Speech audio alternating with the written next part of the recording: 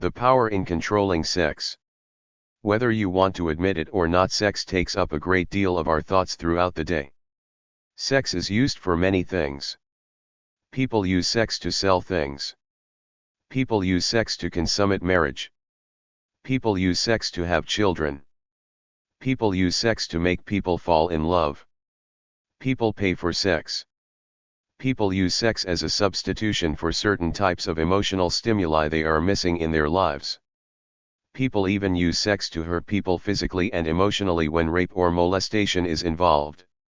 There is a lot of power in sex. Here are some of the things you could do if you could just control your sex drive and that of others. You could eliminate rape and / or any type of sexual harassment and assault.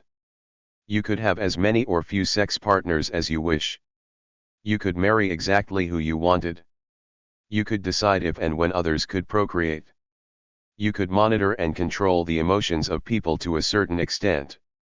Let's examine each of these topics for a minute.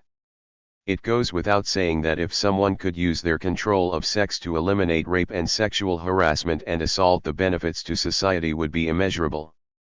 Women and children could roam freely about, regardless of the community or time of day, without being in fear. Even the prison system would improve in that it could actually be used to rehabilitate people instead of torturing and enslaving them.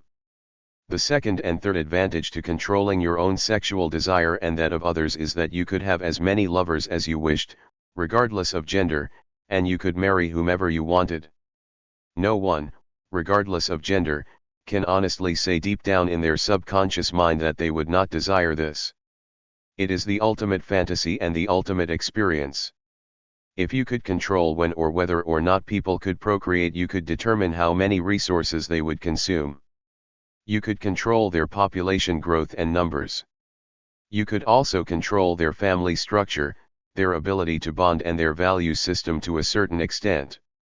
This brings me to the final advantage I mentioned. You could control and monitor their emotions. Sex produces powerful feelings and emotions, particularly in women.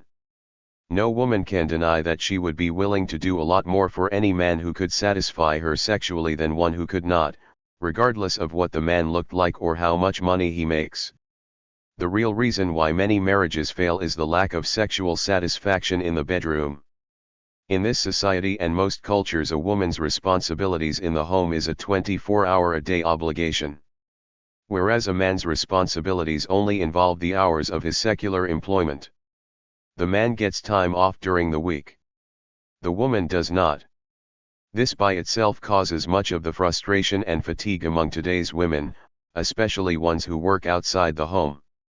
The largest frustration, however, is often unspoken. The truth is, most men have no clue what they are doing in the bedroom. They are selfish and squeamish. Everyone knows it is easier for a man to obtain sexual satisfaction than a woman. For the most part, women have to be stimulated externally and manually using fingers or a tongue. Whereas a man can just have plain intercourse even without foreplay and get off. Majority of men do not take the time to please their partners. Women often stay inside these sexually unfulfilling relationships because they fear being alone, but they are very angry inside. This explains the rise in homosexuality among women. Of course, no one will ever admit to this. They would prefer to lie and claim people are born to be homosexual. Sexuality is a choice. You choose who you think can make you feel better. Male homosexuality is due to the fact that these same women lose interest in having sex. Some of these women don't see the point in having sex with their partners when they won't get anything out of it. Because of the lack of availability of sex, these men turn to other women or to each other for pleasure. The bottom line is, everyone wants to get off, and if you can't satisfy your partner, someone else will, regardless of gender. Having said all this, imagine a world where someone or group controls the sexuality of others. This is the world we live in now. The male of the dominant culture controls the sexuality of the entire population of the world. He as a collective decides who can marry. His economic policies dictate how many children you have. His sexual culture and climate determine if you are safe, and his lab-created diseases will determine how many, if any, sexual partners you have. In addition, his interpretation of God's words using religion is used to force your compliance. Now ask yourself, how would you live if you could somehow rise above cultural dictatorship and decide who, where, and how many people you would choose to engage in sexual activity? As far as any of us can remember, we have lived under the sexual dictatorship of the dominant male culture. What if it were the female who dictated the sexual norms of our society? Things would be very different, obviously.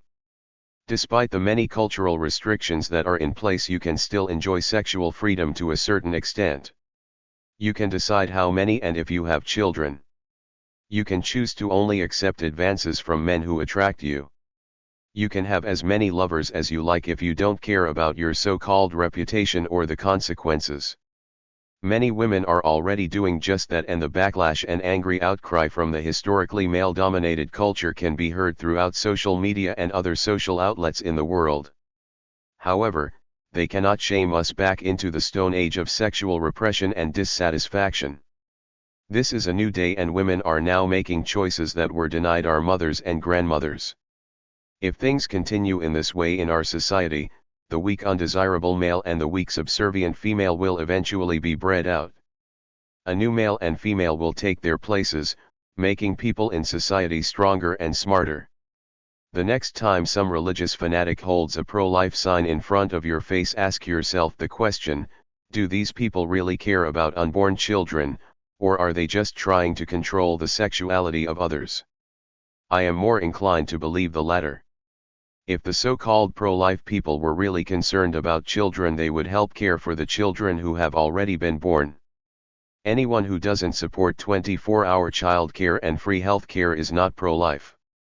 They are damn liars who are only interested in keeping the status quo of the birth of ignorant, subservient weak men and women who will continuously breed and be used to populate the low-wage jobs and prison systems of the dominant culture.